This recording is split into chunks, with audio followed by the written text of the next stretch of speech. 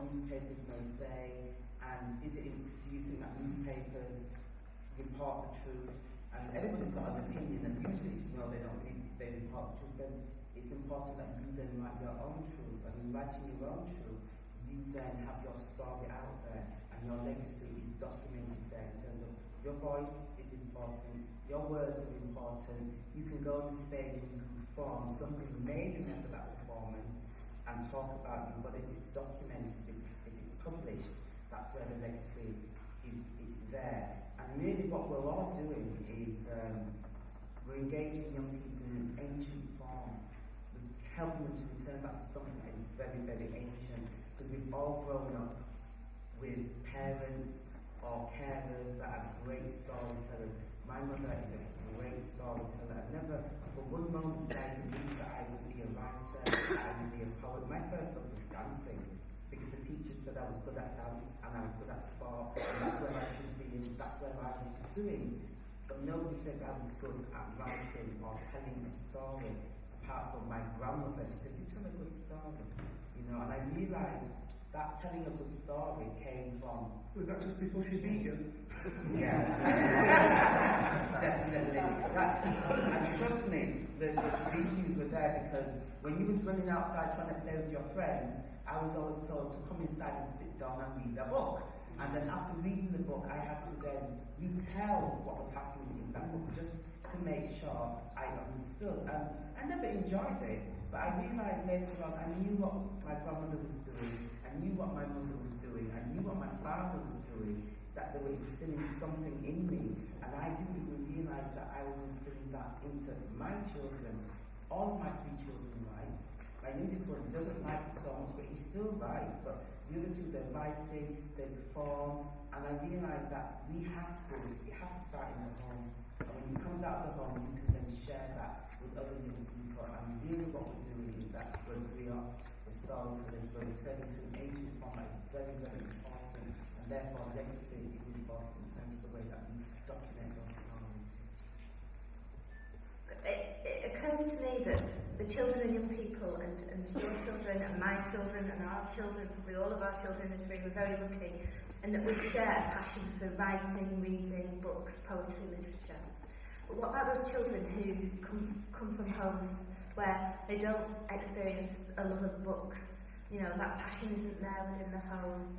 And then they go to a school and their experience of literature isn't always of the best quality. I might be saying something a little bit controversial here, but schools don't always get it right. In fact, I am a teacher, I used to be a teacher. Sometimes they get it very wrong.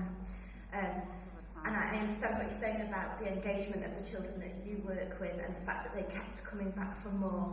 So I'm going to open it out to the floor now. So I'm going to ask, what is the difference that makes the difference? What is it that keeps children coming back for more? From where I'm sitting, I think it's kind of the passion, the expertise, the brilliantness of the people that are behind, you know, that are sat next to me now. And how can we make sure that every child can connect with somebody as brilliant as the people that I'm sat next to? Yeah, so my name is Dave Stipman Higgins. I'm a performance poet, writer, musician. But I have a deep concern, because I'm based in Nottingham. I'm born in Derri, Lancashire. I've got this transglobal DNA in my body. Okay, but the key thing is, in schools, I still work, I'm working in short start centres, I'm working in schools, I'm working in prisons, I'm working with women domestic violence. But the key thing is, for me, for what a lot of writers do, and a lot of performance poetry in the last, 20 years in Britain, and especially people coming from people of colour in our society, it's giving them a spark and imagination for young people. But a key thing is giving a different direction, especially in schools, because a lot of teachers have become very exhausted with the way the laws and the curriculum have set things up. It's set up to churn you like into a sausage factory, so you're not creatively opening up the full spirit of an all-round education. Because in Nottingham, where I've been working, for example, I did a project called Words on Your Street, and we literally went on a bus and we took it to the street. We worked with youth workers, we worked with schools. I used to go in the mornings in assemblies and saying this is happening, because a lot of children becoming disengaged in the most inappropriate behaviour, and then the press are saying Nottingham, Shottingham and all like this business, stupid throughout the whole country. But the key thing for me is for people to have a kindness, but also to have a complete depth, and especially people of colour to understand your melanin consciousness, which is not being delivered in schools as a priority curriculum, so young people can see all round the beauty of what the African Caribbean culture has developed in Britain. That is lacking, and to this day I'm still dealing with a lot of issues that I am sort of shocked with, but besides that, it's just good to be here, and there's a lot of good food around here. You know, so I just want to say, but the key thing, it's artists taking a different outlook, but allowing teachers to grow themselves, because there's a lot of suffocation within the curriculum, and the key thing is money. The bottom line, you can't keep doing it for nothing. How many hours, like, Shirley, how many hours do you spend volunteer depending on how much you earn? You can't live on air. To tell you the truth, I volunteered for 6 years up until the grant that we got in March of this year. I was not paid at all for working with Young Identity, in particularly because I already worked for Manchester City Council, so my Tuesday evenings was purely volunteer. The person that I worked with was Ali Medina, and Ali himself was a freelance worker, so any work that we got in, so how we got paid was to actually involve ourselves with other people's projects. So there was a project that was a Revealing History project, and there was a small pot of funding for that, so Ali was paid through that. We got some money from Evolving Words, which was something that was another pot of funding from somewhere, so he was paid for that. So up until then, unless I was performing with the young people or I was doing something, that's the only time that I got paid, because I took my salary so that the other person who was freelance could actually survive. I do think that the new Ofsted criteria about schools having to now look at more closely at the social, cultural, emotional impact that they make on a child's life is very important, and hopefully that will, make a significant difference. But please, I'll hang around for a little bit longer, and if you do want, we are pulling together now at Curious Minds a State of the Region report. I'm aware that not all of you are from the Northwest. There are bridge organisations that work across the whole of the country, and they're all doing the same thing. We are still writing the State of the Region report, so there's still opportunity for you to contribute to that. So if you want to contribute anything, I advise you that now is the time to do that. That State of the Region report will be going to the Arts Council at the end of this month, and will help to shape the programme nationally. So please speak to me later today if you want to do that. So, just before we finish, so I do have to plug something, because it is silly if I don't.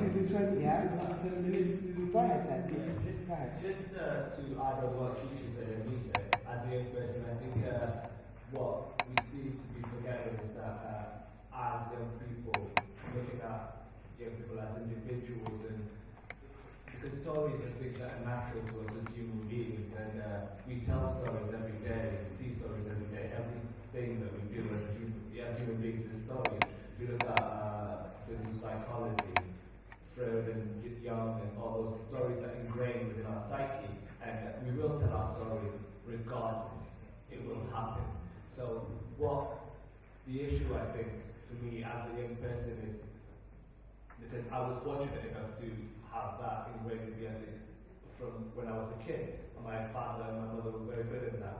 But I think that is more important than what any young person can get in a school or can get in society in general, is what he learns at home. And even if he doesn't get that, is what that young person is and what he aspires to. I think what's missing is role models within society. And that's why I think Young Identity peer mentoring scheme is really important, because and we're always confused from black writing group, and we're not. We're a writing group. We're not a writing group. And there's always that thing where you feel like you need to sort of throw your blackness in everybody's faces, and that's not the case, because I'm a writer first. I'm very proud of who I am. I'm African, I'm Somali, I'm very proud of my own culture, but I'm also Frantz Fanon says a very beautiful quote that I really like, and it's about negritude, and it's whoever who adores or abhors the nigger is sick with the same malady. So whether you love it too much or you hate it too much, it's the same thing. You need to be comfortable in who you are and your own history for you to be able to portray that out there. I think that's very important. It's something that seems to be lost within us as a people.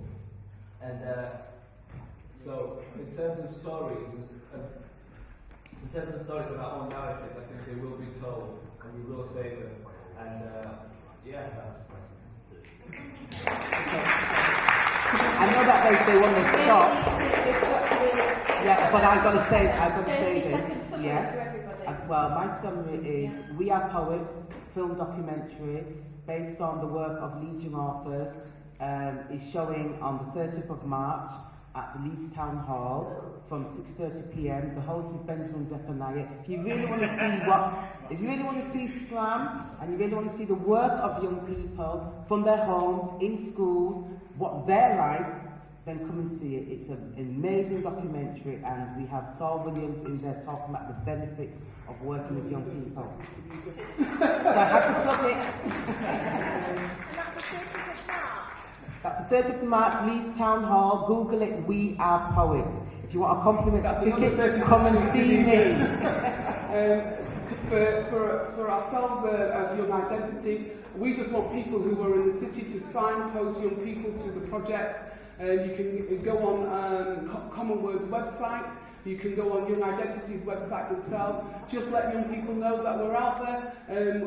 We call ourselves Young Identity because it isn't our group, like one of our young people just said, it's not about whether or not it's a black writers group. It is about identity, young people's identity in Manchester. So we're right across the board. So just let people know that we're there. That's what we need. Thank you. More than 30 seconds. Just to say that poetry is really beyond us as individuals, beyond us in terms of our outward form. And when we're creative, we connect to the source of our creativity, which is above and beyond all of us.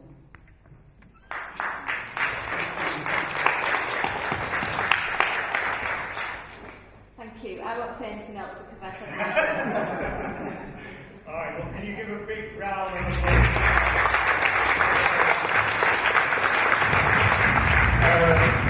I like that statistic that came up that 85% of young people's time is spent outside of school.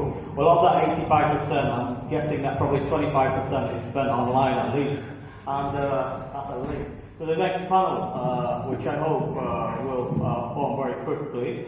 Because the next session we've got is on ebooks and social media, and the panelists we have today, right now, are a remarkable fellow. He's a brilliant writer, and he's also very savvy with all kinds of technologies. And that guy is, well, I could say that more than that guy is Zahid Hussain.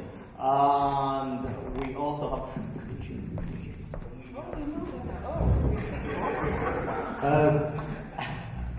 access to big advertising on the platforms that most people talk about. So you have your Apple and your Amazon. When people talk about ebooks, those are the main people that they talk about. They talk about Kindle and they talk about your iBook. But you can just create a digital file and put it on a server to be downloaded, by anyone. You can reach the market directly. So you don't actually need to go through these platforms. But then, one of the questions that comes up with all the statistics about ebooks is they're talking about the growth. But since they're new and everybody is now buying these ebook readers, most of the ebook readers come bundled with some books, and that goes into sales figures. And when people get something new, they always want to try it out. I mean, I'm sure many of you have a room in which you have things that were bought for you were excited about for 3 months, and you never come out of the room since. The younger you are, the more likely they are to be dolls, but the older you are, the more likely they are to be technological, or something that your wife or husband didn't like. So it's interesting to look at the ebook phenomenon within that context, within the context of this is a new product that everybody is buying because it's sexy and it's hip, and we have this disposable income to buy it. And then there's the other element of the sampler culture. Most ebooks you can download a sample, so people will download samples just to check books out and stuff like that, and still go and buy paper books. So it's interesting. I think Adam raises an interesting point about the entry cost to the market, how to access that. You know, can you afford to buy a Kindle or an iPad or whatever? If you can't, then what kinds of things can you read on the digital platform? Of course, you can read on a mobile phone, but reading Moby Dick on a mobile phone,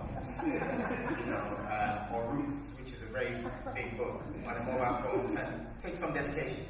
And we're not saying we don't want people to be dedicated to reading, but it's a whole other level. So it's interesting. I mean, that's another thing that should be taken into account. And I'm not saying that I'm an advocate for the printed book, but I am running the panel, so I have to bring up these questions. One of the things, for instance, on my book of poetry, there's a picture of a school building, which is taken in the Caribbean. And one of the things that's striking is everywhere I go, people say, that picture was taken in a hot country, wasn't it? There's this connection that people have with that image. And one of the things that happens in ebooks is those aesthetic elements can go away. I mean, of course, there's still the image of the cover, but people don't really engage with it. So it just becomes this text thing that people go into. And I can see its benefit as convenience for people in university or whatever, and you just have to get through the text somehow. But I think people who read for enjoyment still want that. So I don't know what your responses to that will be. And also, I think, being from Africa, I think we have to think about coltan, the stuff that goes into these electronic products, which is blighting a whole region in East Africa, where it's in the interest of the industries to make sure that there's conflict so that they can get this stuff out cheap. Because without it, you couldn't build these electronic devices. So thinking about these things, of course, you mentioned server farms, and if you don't know what server farms are, it's just basically these huge places where they keep all this stuff on hard drives. I mean, like a whole room like this with rows and rows of processing power. So there are all of those things to think about. So that we must think about as consumers. I'm not saying don't consume. I'm saying think about those things, because I think is the consumption enough to justify the impact. So anyone wants to respond to that, that's fine, and then we'll take it out to the audience. Yeah, well, I think one of the things that the ebooks do actually is they challenge us as writers and some of us as publishers to think more holistically about how we reach our audiences, and that fits into the social media thing. Because now lots of publishers will no longer just produce a book as a printed object; they will produce it as a paperback, and they'll produce it as an EPUB file, and as a MOBI file, and as the KFA, and so there's hundreds of different ways now you can produce the same book, and there's more pressure, I guess, on publishers and on writers to make your book available through all those channels.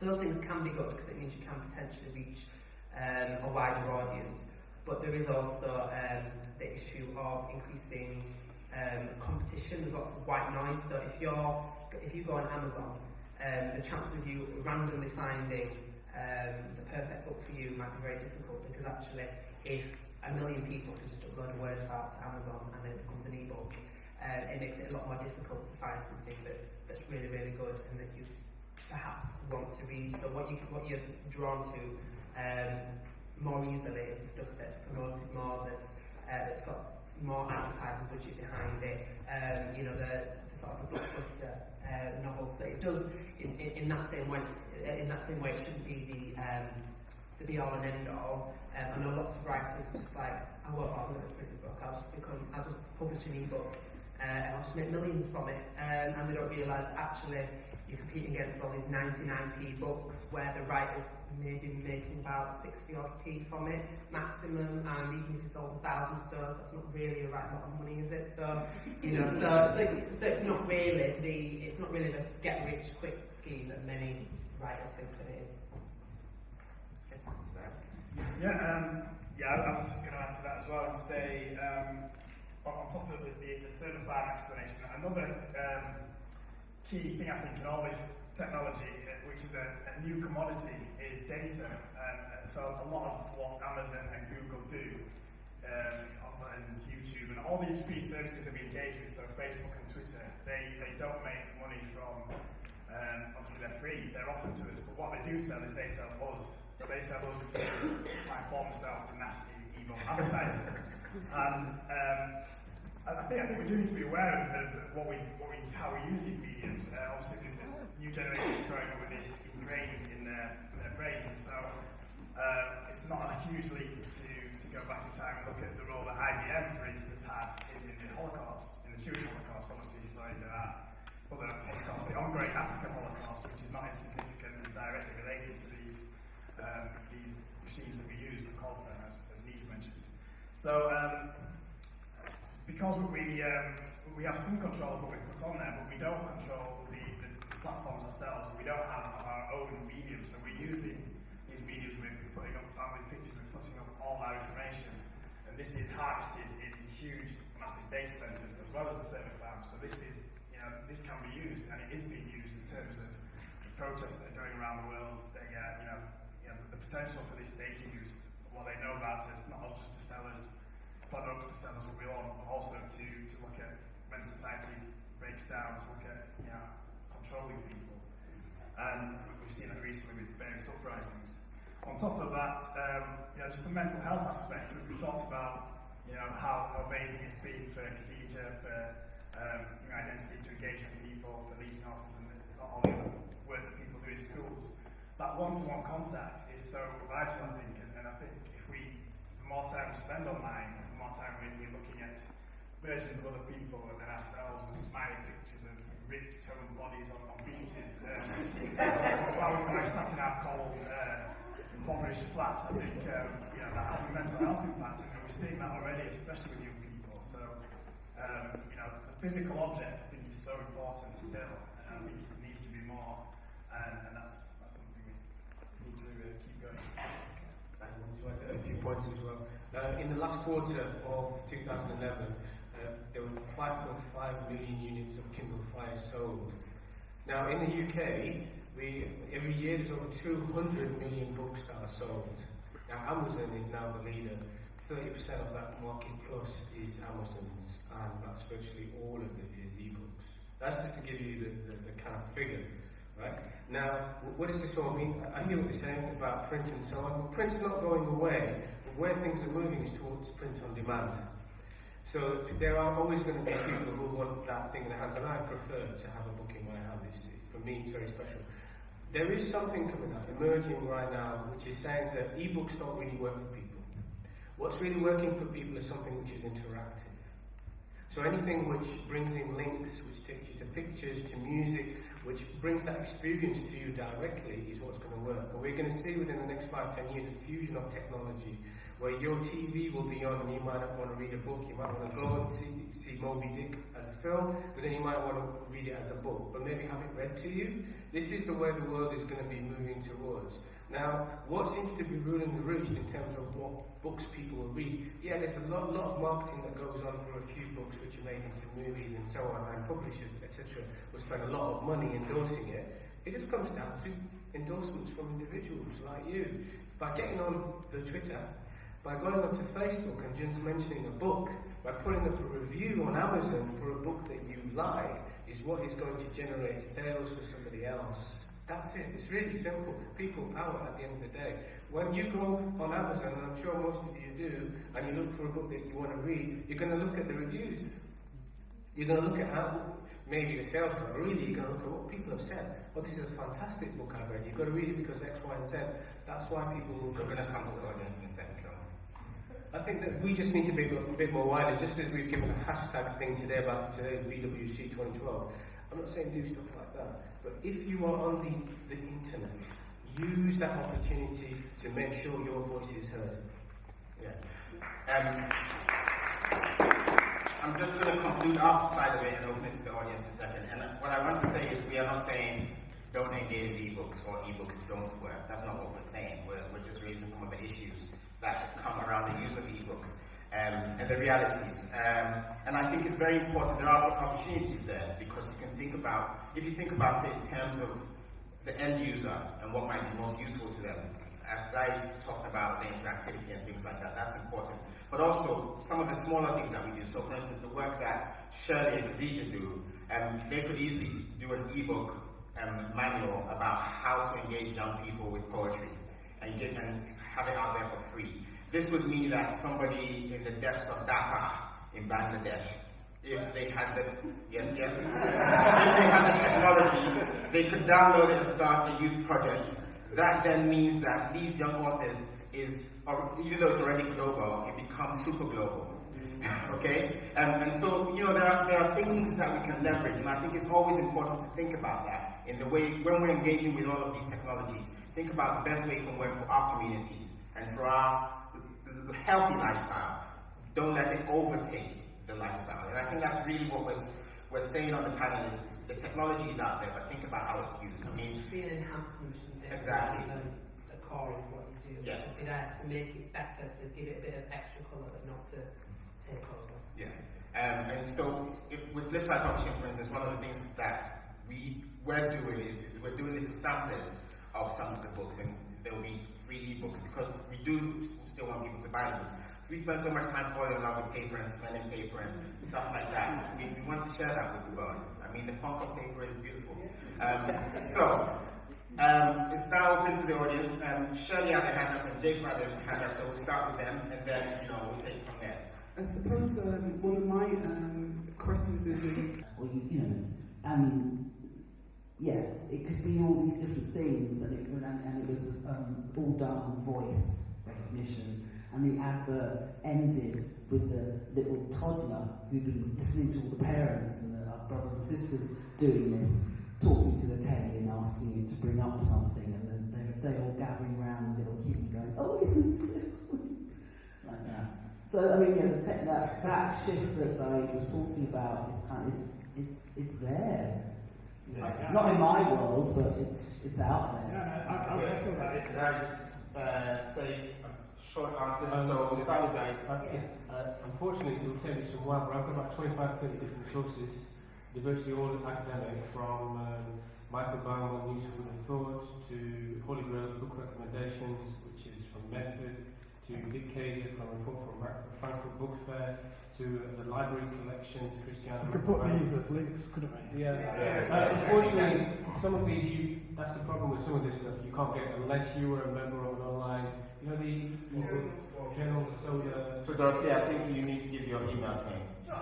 Yeah? But I think, obviously this would make sense if we do have a write-up on the Common Word page.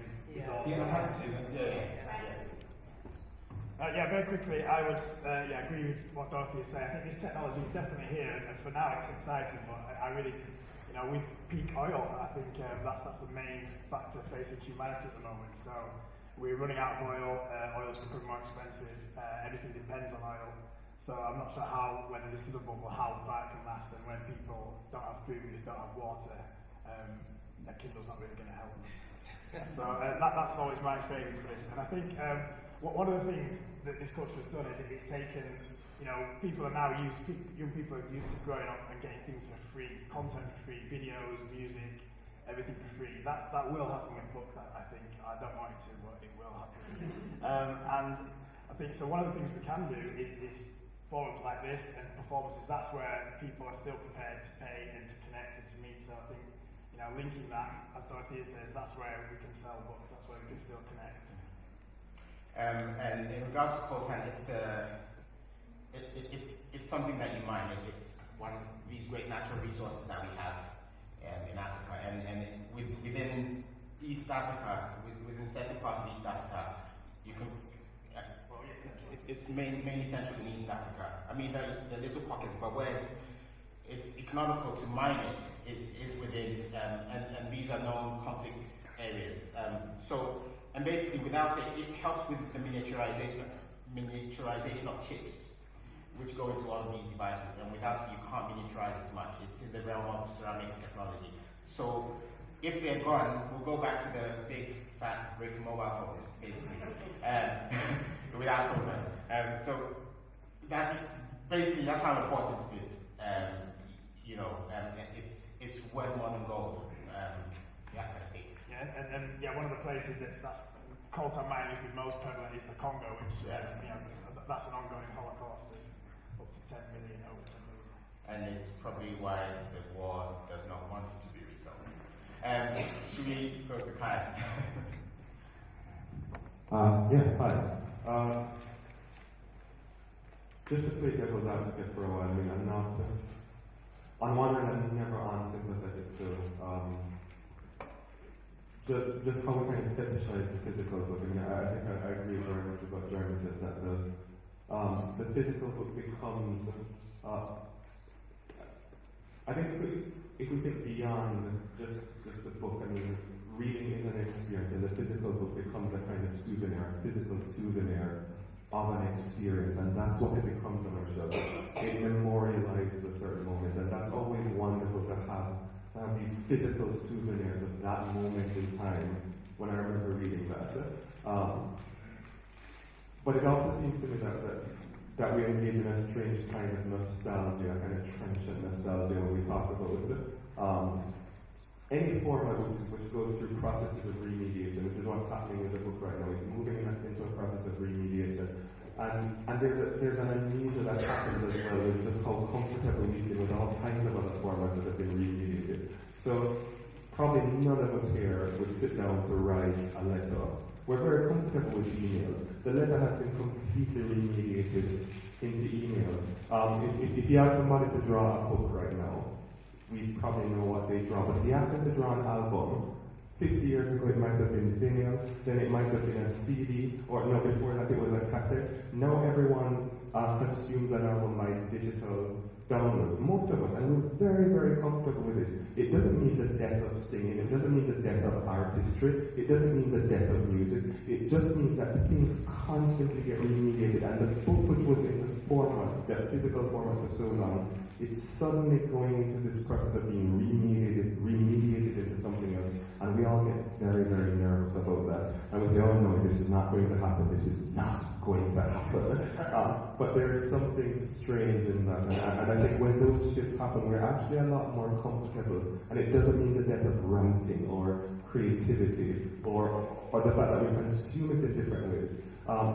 The other thing I wanted to say is that I think there's also a trick that's missing in these moments, because we can talk about books moving into different formats. But it seems to me that what happens is there's suddenly a moment where we're conscious of the medium that we're working with, and that's a wonderful thing to happen. There are a few writers who take advantage of this in different ways recently. I can think of Jonathan Safran Foer's The Code of Trees, or even Daniel Lewis's The House of Leaves, where here is suddenly a physical book that cannot be made into an ebook.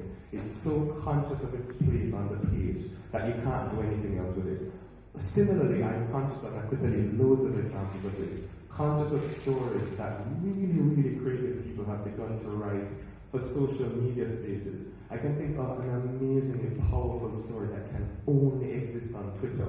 And these are writers doing something completely different. It's not about writing a book and I want an ebook format or I want a print format. No, this is new writers who say, I'm conscious of the technology, I'm conscious of the space, and I can now create a story that can only exist on this medium. And that's really exciting, not just thinking about formats, but thinking about what are we writing. And I'm working on a project in Jamaica now where I'm writing something that is meant to be written on a wall. Nothing else. It will never be printed on the page. And it's just writing that, it's a wonderful moment. We come back to the point where we don't just think of ourselves as writers, but we think, what are we writing on? And what are the possibilities of the medium that we're using? And that's, to me, a much more exciting conversation to have about things that perhaps can only exist digitally, and they exist digitally in a powerful and beautiful way, or things that can only exist physically on the book or whatever we choose to write on, and that exploit the medium in more interesting ways. I mean, I really hope that, these are the kinds of moments where, to be honest, it's going to be more white middle class writers who are going to be exploiting these possibilities. And it's a shame, I think, if we as black writers don't think, hey, there's an opportunity here, a consciousness of media, and we ought to exploit that, not be afraid of it.